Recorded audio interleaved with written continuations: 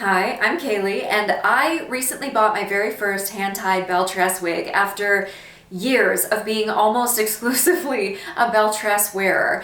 I bought a Dolce Dolce in the 23-inch length hand-tied cap, and I was not prepared for just how different this cap was going to be. So I thought I would pop on here and do a little comparison between the hand-tied version and the standard version that I normally buy for other people who are wondering what exactly the differences are. Now obviously I knew there were going to be differences. I've seen the product pictures, I've seen pictures of the cap, I knew what it looked like.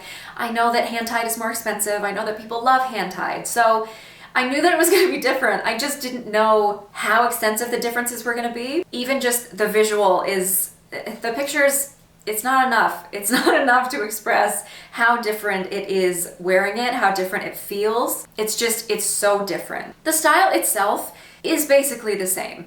It's the same 23-inch length. It's the same straight style with lots of layers.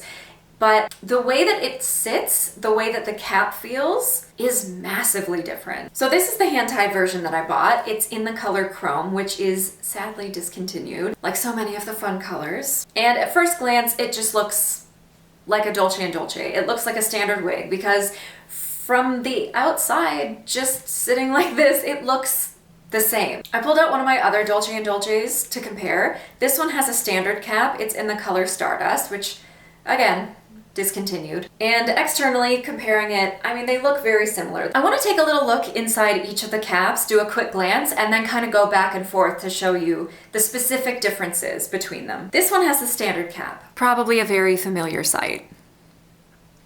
And then there's the hand-tied cap. There are some similarities on first glance, but it is so incredibly different. The first thing I want to look at is the monofilament top. That's this area right here. That's the area where you can part your hair. That's the area where you get that hairline look. And you'll notice that it only goes this wide. So on my forehead, it's about here to here. And then you get into sort of the ear tab area and there's no more hairline there. So where that meets, you have this hard edge right there. Sometimes that little nub is very obvious. And then it's just a hard edge along the ear tab that hair comes out of. Not ideal. You can't really tuck your hair behind your ears because it'll reveal that edge.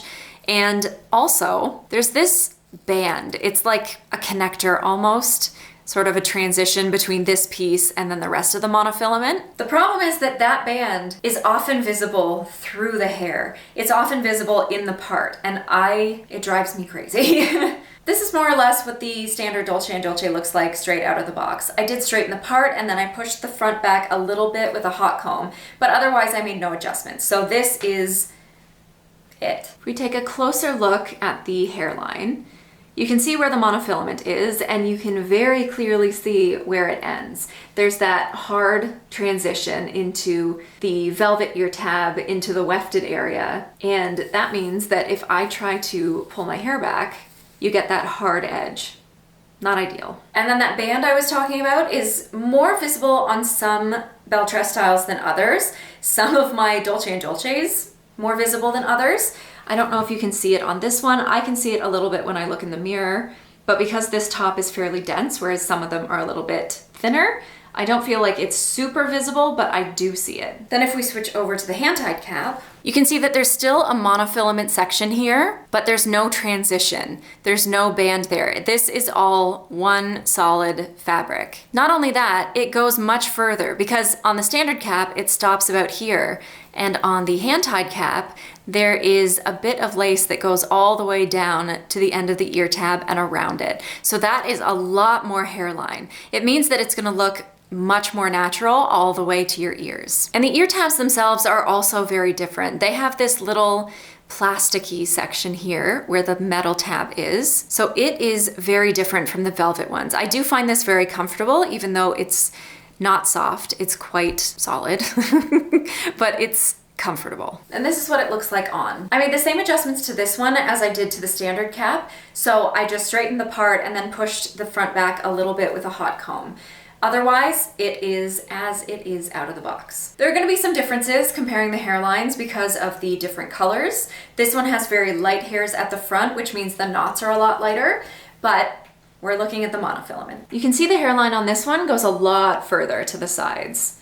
Like I said, it goes all the way down along the ear tabs. So this looks pretty dense. And the reason is because the black roots, the way that the hairs are placed, they're very dense and it's like they put them in a straight line. So I am going to pluck that. Belle Tress wigs often have that really light highlights at the front and then dark hair right after it, and it's in a very straight line. If you give it a little pluck to sort of break up that line, it looks a lot better, and I'm gonna do that with this one eventually. But the lace does go all the way down. So theoretically, it's easier to pull off tucking it behind your ears. There's also no transition band across the top in this style. The hand-tied cap doesn't have that.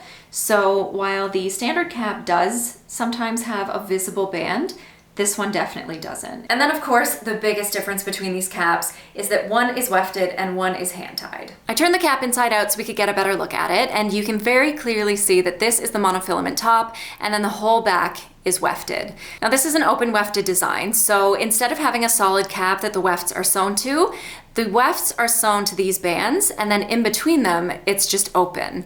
So this cap is generally very breathable, it's very comfortable, and I think that's why so many brands default to this style. Then if we go over to the hand-tied cap, we can see the monofilament top up here that runs all the way down to the ear tabs, and then the back.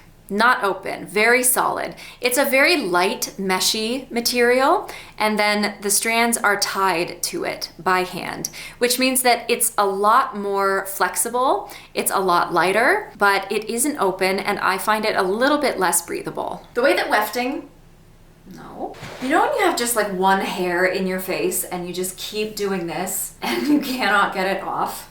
Ugh. No. Okay, the way the wefts are constructed really makes the standard style more dense. Wefts have a lot of hair sewn into them, and once you have those all lined up across the back of the wig, it really adds up. It does really get dense, and especially on a wig like this where, you know, the wefting starts about here, that's a lot of hair that builds up as the wig cap goes lower. Whereas on hand-tied caps, the hair is quite spaced out and they don't put a whole lot of hairs in one single knot. So it winds up having a lot less hair on it. And that's why this style of wig, the wefted style, is gonna be thicker than the hand-tied style. And this one looks much lighter, much less dense. Not thin, it doesn't look thin, it just looks less dense. When I run my fingers through it, it feels more like a natural density, whereas I feel like the standard cap, it feels wiggy. And again, I don't really mind that. I don't mind if my hair looks a little wiggy, as long as the hairline is decent. But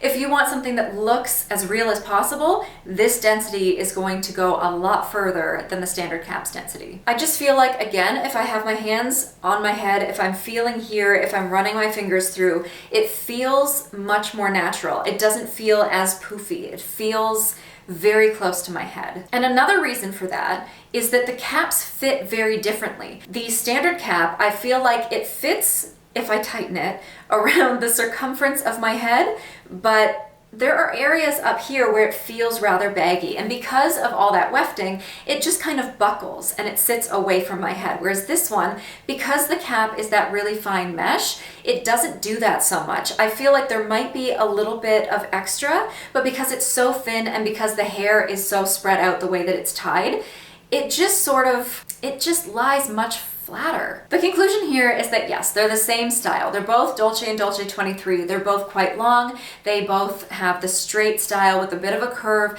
They both have lots of layers. They're both very, very pretty. But because the cap construction is so different, there are some notable differences in terms of how they feel, in terms of how they look, in terms of how they move. And it really just depends on what you're looking for and what your budget is. As much as I love this, as much as this cap feels incredible, it almost feels like I'm not wearing a wig at all. It's so light, it's so comfortable. I still love the original Dolce & Dolce with the standard cap, but I also don't mind my wigs looking thick, looking dense, feeling a little bit heavy. That doesn't really bother me. If you really want something that is as natural looking as possible, that feels as natural as possible, moves as natural as possible, it's probably worth the extra couple $100 for the hand-tied style. I hope this video was useful to you. I hope that taking a look inside both both caps a little more closely will help you decide which one is more suitable for you. And until I am back here needing to talk about wigs a little bit more, I guess I am out of here. So